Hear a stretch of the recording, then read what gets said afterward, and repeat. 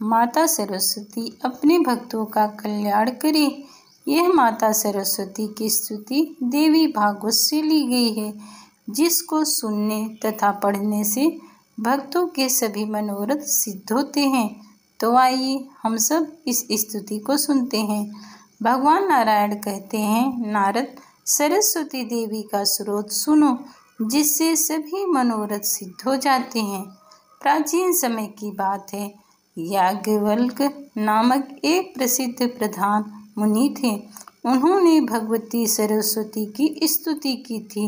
जब गुरु ने शाप देकर उनकी श्रेष्ठ विद्या को नष्ट कर दिया, तब वे अत्यंत दुखी होकर लोलार्क कुंड पर, जो उत्तम पुण्य प्रदान करने वाला है, स्थान पर गए।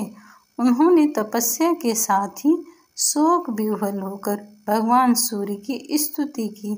तब शक्तिशाली सूर्य ने याज्ञवल्क्य को वेद और वेदांग का अध्ययन कराया। साथ ही कहा, मुने, तुम स्मरण शक्ति प्राप्त करने के लिए भक्तिपूर्वक भगवती सरस्वती की स्तुति करो। इस प्रकार कहकर दीन जनों पर दया करने वाले सूर्यदेव अंतर्ध्यान हो गए। तब याज्ञवल्क्य मुनि ने स्नान किया और नम्रता के कारण सिर झुकाकर वे भक्तिपूर्वक देवी की स्तुति करने लगे। याज्ञवल्क्य बोले, जगन माता सरस्वती, मुझ पर कृपा करो। मैं बहुत ही निस्तेज हो गया हूँ। गुरु के शाप से मेरी स्मरण शक्ति नष्ट हो गई है। मैं विद्या से वंचित हो बैठा हूँ। मुझे दुख सता रहा है। तुम मुझे ज्ञान, स्मृति, शिष्यों को समझाने की शक्ति, विद्या तथा ग्रंथ रचना करने की कुशलता देने के साथ ही अपना उत्तम एवं सुप्रतिष्ठित शिष्य बना लो। हे माता, तुम्हारी कृपा से मैं प्रतिभाशाली बनकर सज्जनों की सभा में जाऊं और वहां विचार करने में मुझे उत्तम क्षमता प्राप्त हो सके। दुर्भाग्यवश मेरा जो संपूर्ण ज्ञान नष्ट हो गया है, वह मुझे पुनः प्राप्त हो जाए। जिस प्रकार देवता धूल में छिपे हुए बीज को समयानुसार अंकुरित कर देते हैं, वैसे ही तुम भी मेरे लुप्त ज्ञान को पुनः प्रकाशित कर दो। तुम ब्रह्म स्वरूपा, परमा ज्योति रूपा, सनातनी, संपूर्ण विद्याओं की अधिशास्त्री एवं भगवती सरस्वती हो। तुम्हें मैं बार बार प्रणाम करता हूँ। विसर्ग, बिंदु एवं मात्रा तीनों में जो अधिष्ठान रूप से विद्यमान है, उसकी भी अधिशास्त्री भगवती नीति को बारंबार नमस्कार है। वे देवी व्याख्या स्वरूपिणी हैं तथा व्याख्या की अधिशास्त्री भी वे ही हैं, जिनके बिना सुप्रसिद्ध गणक भी संख्या के परिगणन में सफलता नहीं प्राप्त कर सकता।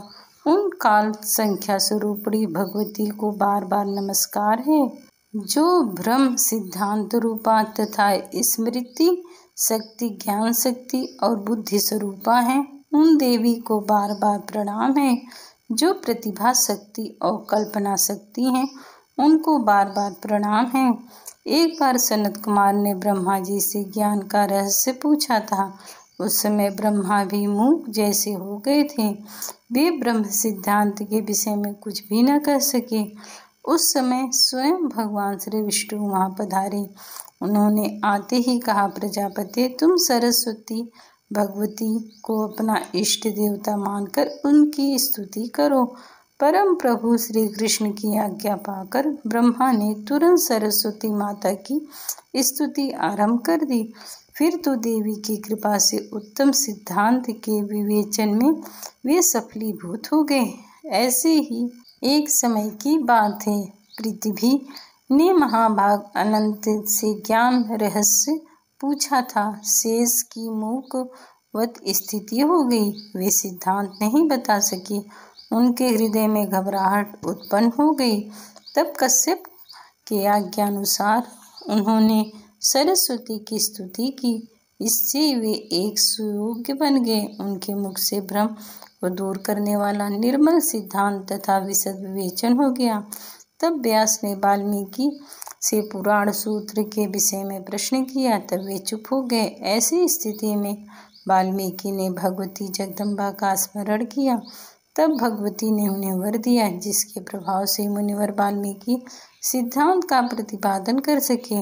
उस समय उन्हें ब्रह्म रूपी अंधकार को मिटाने वाला प्रकाशमान ज्योति के सदृश निर्मल ज्ञान प्राप्त हो गया। भगवान श्री कृष्ण के अंश व्यास जी वाल्मीकि मुनि ने मुख से पुराण सूत्र सुनकर उसका अर्थ कविता के रूप में स्पष्ट करने के लिए कल्याणमयी देवी का ध्यान करने लगे। पुष्कर क्षेत्र में रहकर 100 वर्षों तक उपासना की। माता, तब तुमसे वर पाकर व्यास जी कविश्वर बन गए। उसी समय उन्होंने वेदों का विभाजन तथा पुराणों की रचना की। जब देवराज इंद्र ने भगवान शंकर से तत्व ज्ञान के विषय में प्रश्न किया, तब वे क्षण भर भगवती का ध्यान करके वे ज्ञानोपदेश करने लगे। फिर इंद्र ने बृहस्पति से शब्द शास्त्र के विषय में पूछा। जगदम्बे, उस समय बृहस्पति पुष्कर क्षेत्र में जाकर देवताओं के वर्ष से 1000 वर्ष तक तुम्हारे ध्यान में संलग्न रहे। इतने वर्षों के बाद तुमने उन्हें वर दिया, तब वे इंद्र को शब्द शास्त्र और उसका अर्थ समझा सके। बृहस्पति जी ने जितने शिष्यों को पढ़ाया और जितने सुप्रसिद्ध मुनि उनसे अध्ययन कर चुके, वे सबके सब भगवती सुरेश्वरी का चिंतन करने के पश्चात ही सफलीभूत हुए हैं। माता, वह देवी तुम्ही हो। मुनीश्वर, मनु और मानव सभी तुम्हारी पूजा और स्तुति कर चुके हैं। ब्रह्मा, विष्णु, शिव, देवताओं, दानेश्वर प्रभृति सब ने तुम्हारी उपासना की है। तब 1000 मुख वाले शेष, 5 मुख वाले शंकर तथा 4 मुख वाले ब्रह्मा तुम्हारे यशो ज्ञान करने में जड़वत हो गए। तब 1 मुख वाला मैं मानो तुम्हारी स्तुति कैसे कर सकता हूँ।